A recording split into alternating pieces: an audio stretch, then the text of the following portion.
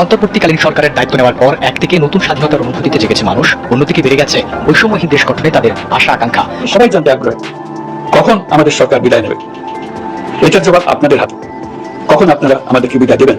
অথবা বলে যে এগুলো কোনোটাই দরকার নেই, তাড়াতাড়ি নির্বাচন দেয়। যদি বলে যে নির্বাচন দিয়ে দেন, আমরা নির্বাচনের জন্য প্রস্তুত। আবেদন করতেছে রাজনৈতিক দলগুলোর সঙ্গে, আপনারা সংস্কার করার সুযোগ দেন। ওরা সুযোগ না দিলে আমরা আর কি করবো? আমরা নির্বাচন দিয়ে চলে যাবো। আর আমরা তো এই কাজের মানুষ। শেখ হাসিনার পদত্যাগের পর থেকে দেশ জুড়ে যে অস্থিরতা বিরাজ করছে, এটার শেষ কোথায় আমরা জানি না। ইউনূস এবং সমন্বয়কদের ভিতরেও কিন্তু ঝামেলা চলছে। ইউনূস থাকবে কি থাকবে না এটারও কোনো গ্যারান্টি নেই। মূল কথা, আমাদের দেশ এমন একটা দিকে যাচ্ছে যেটা আমাদের কল্পনার বাইরে। এক্স্যাক্টলি কি হতে যাচ্ছে প্রতিদিনকার আপডেট নিয়ে আমরা হাজির হয়েছি, তো দেখতে থাকুন ভিডিওটি। এটার দরকার নেই, তাড়াতাড়ি নির্বাচন দেয়। যদি বলে যে নির্বাচন দিয়ে দেন, আমরা নির্বাচনের জন্য প্রস্তুত। আবেদন করতেছে রাজনৈতিক দলগুলোর সঙ্গে, আপনারা সংস্কার করার সুযোগ দেন। ওরা সুযোগ না দিলে আমরা আর কি করবো? আমরা নির্বাচন দিয়ে চলে যাবো। আর আমরা তো এই কাজের মানুষ না, আমরা বাইরের থেকে নিয়ে এসছে, তারাই পছন্দ করে এনেছে। কাজে আমরা যদ্দূর পারি উদ্ধার করি। অর্থনীতি লন্ডভন্ড, ব্যাংকিং সিস্টেম লন্ডভন্ড, ব্যবসা বাণিজ্য লন্ডভন্ড। যাদের নিয়ে আমাদের কাজ করতে হয় এই উপদেষ্টা মণ্ডলে, তার মধ্যে আজকে আমার ছেলে, আমি কি করে চলবো? এই বেতনে আমার ছেলে বেতন দিতে পারতেছে না। আমরা যত তাড়াতাড়ি পারেন এই নির্বাচন দিয়ে দেন, আমরা যাই। আর আমাদের তো সাজানোর তো দরকার নেই। আমরা তো নির্বাচনে কন্টেস্ট করতে যাচ্ছি না যে সুন্দর দেখাতে হবে আমাদেরকে। আমাদের তো সেই ঠেকা নেই। আমরা যা আছে সেটাই বলি, বরং খারাপ হলে সেটা তাড়াতাড়ি বলি যে ভাই এই খারাপ অবস্থা আমরা পেয়েছি। এখনো অনেকে প্রশ্ন করছে এরকম আপনারা আবার কোনো নতুন করে ফ্যাসিবাদ তৈরির দিকে হতে পারে। আমি সেটার জন্য বলছি যে সংস্কারগুলো করে দেন। সংস্কারগুলো হলে আর ওগুলো হবে না। ভাঙা হাটের মধ্যে যা যা করতে হয় সেগুলো জোড়াতালি দিয়ে চলবে। আমরা তার নতুন পুলিশ আনতে পারবো না। এই পুরান চুট পুলিশকেই জোড়াতালি দিয়ে চালাতে হবে, নতুন ব্যুরোক্রেসিকে দিয়ে জোড়াতালি দিয়ে চালাতে হবে। অনেক কম হলেও ও 4 বছর বলছে পার্লামেন্টের বিষয় নিয়ে, এখন এটা হয়ে গেছে নির্বাচন নিয়ে। অথচ নির্বাচন নিয়ে আলোচনা হচ্ছিল না। এবং রাজনৈতিক দল যদি বলে যেগুলো বাদ দেন, নির্বাচনটা দিয়ে দেন, কাজ হয়ে যাবে। সেই জন্য বলছি আমি তো বলতে পারছি না। দ্রব্যমূল্য আপনার সরকারের সবচেয়ে একটা চ্যালেঞ্জিং, এবং আপনিও বারবার বলছেন আর কি। একটা রেফারেন্স এমনি আমাদের প্রশ্নের মধ্যে যে 75-এর পরে যখন পট পরিবর্তন হয়, আমরা দেখি খুব ড্রাস্টিক্যালি ইনফ্লেশন 75-এ 15ই আগস্টের আগে প্রায় 65 কাছাকাছি ছিল। রাতারাতি 15 দিন 20 দিনের মধ্যে সেটা অলমোস্ট নেগেটিভে চলে আসে।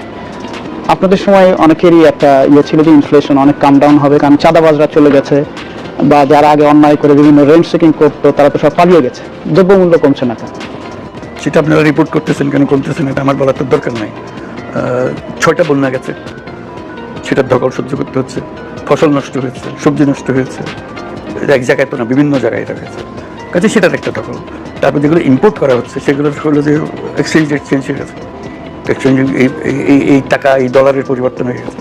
কাজে সেখানে খরচ বেশি হচ্ছে। এই জন্যই ইনফ্লেশন হাই হয়ে গেছে। স্যার, ব্যাংকিং খাত সংস্কার নিয়ে ইতিমধ্যে আপনি নিজেও আপনার বক্তৃতায় বলেছেন অনেকগুলো ভালো উদ্যোগ নেওয়া হয়েছে। একই সঙ্গে আমরা এটাও দেখছি যে আমানতকারীরা তারা আগেও যখন বড় বড় ব্যাংক ডাকাতরা ব্যাংকে তছরুপ করেছে তখনও অসুবিধার মধ্যে ছিল, এখনো নতুন পরিস্থিতিতে অসুবিধায় পড়েছে।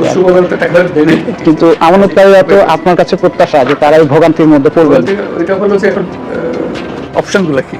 একটা হলো যে টাকা দিয়ে দাও, ব্যাংক বন্ধ করে দাও, যে আর টাকা দিতে পারতেছে না, তার থেকে অল্প অল্প করে দিয়ে ব্যাংক বাঁচিয়ে রাখো। বহু রকম বড় বড় প্রতিষ্ঠান বেতন দিচ্ছে না, এটা কি করা যাবে? এটাকে বন্ধ করে দেবো, বিক্রি করে দেবো? বিক্রি করার আইনের প্রশ্ন আছে, কার জিনিস আমি বিক্রি করতেছি।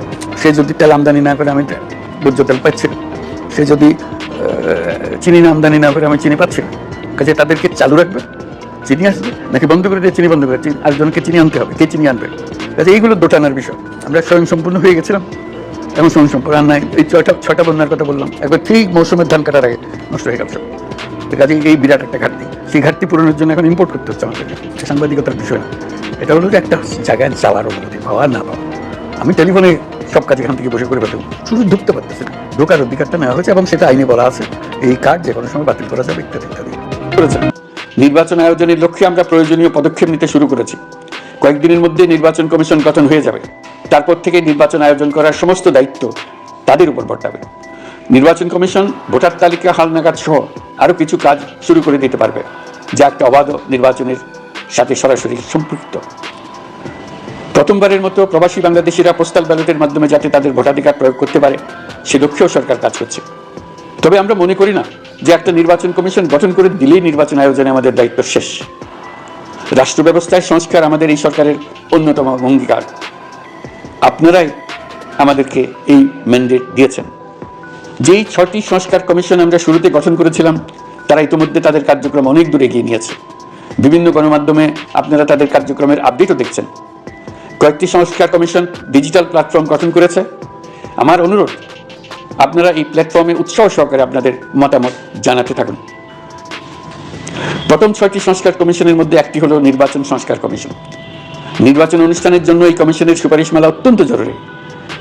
তাদের প্ল্যাটফর্মে যান, আপনার মতামত খোলাখুলিভাবে তুলে ধরুন। আপনি দেশের মালিক, আপনি বলে দিন আপনি কি চান, কিভাবে চান। নির্বাচন নিয়ে আপনাদের সকল বক্তব্য বিনা দ্বিধায় বলতে থাকুন, আপনার মনের কথা তুলে ধরুন। আমার অনুরোধ, সংস্কারের কথাটাও একই সঙ্গে বলুন। সংস্কারকে পাশ কাটিয়ে যাবেন না। নির্বাচনের কথা বলার সঙ্গে নির্বাচন ও অন্যান্য ক্ষেত্রে সংস্কারের কথা কি বলুন।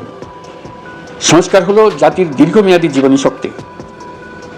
সংস্কার জাতিকে, বিশেষ করে আমাদের তরুণ তরুণীদের নতুন পৃথিবী সৃষ্টির সুযোগ দেবে, জাতিকে বঞ্চিত করবেন না। নির্বাচন আয়োজনে যে সংস্কার কমিশনের সুপারিশমালায় রাজনৈতিক দলসমূহ এবং দেশের সকল মানুষের মতামত অপরিহার্য, সেই কমিশন হলো সংবিধান সংস্কার কমিশন। এই সুপারিশমালার যে অংশ সকলের কাছে গ্রহণযোগ্য হবে তার ভিত্তিতে নির্বাচনী আইন সংশোধন করতে হবে। সমান্তরালভাবে ভোটার তালিকাও হালনাগাদ করার প্রক্রিয়া চলতে থাকবে। আমি নিশ্চিত নই সংস্কার প্রস্তাব সমূহ বাস্তবায়নের সুযোগ আমরা কতটুকু পাব, তবে আমি আপনাদের কথা দিচ্ছি, আপনারা সুযোগ দিলে প্রয়োজনীয় কিছু অত্যাবশ্যকীয় সংস্কার কাজ শেষ করেই আমরা আপনাদের কাঙ্ক্ষিত নির্বাচন আয়োজন করব। ততদিন পর্যন্ত আমি আপনাদের ধৈর্য ধারণ করার অনুরোধ করব। আমরা চাইব আমরা যেন এমন একটি নির্বাচন ব্যবস্থা সৃষ্টি করতে পারি যা যুগ যুগ ধরে অনুসরণ করা যাবে। এর ফলে সাংবাৎসরিক রাজনৈতিক সংকট থেকে আমাদের দেশ রক্ষা পাবে। এই জন্য প্রয়োজনীয় সময়টুকু আমি আপনাদের কাছ থেকে চেয়ে নিচ্ছি।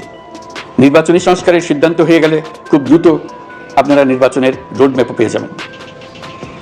অন্তর্বর্তী সরকার সৃষ্টি হয়েছে রাজনীতিকে নীতির কাঠামোয় আনার জন্য এবং রাজনীতির জন্য নতুন পরিবেশ সৃষ্টির নিবিড় আকাঙ্ক্ষা থেকে।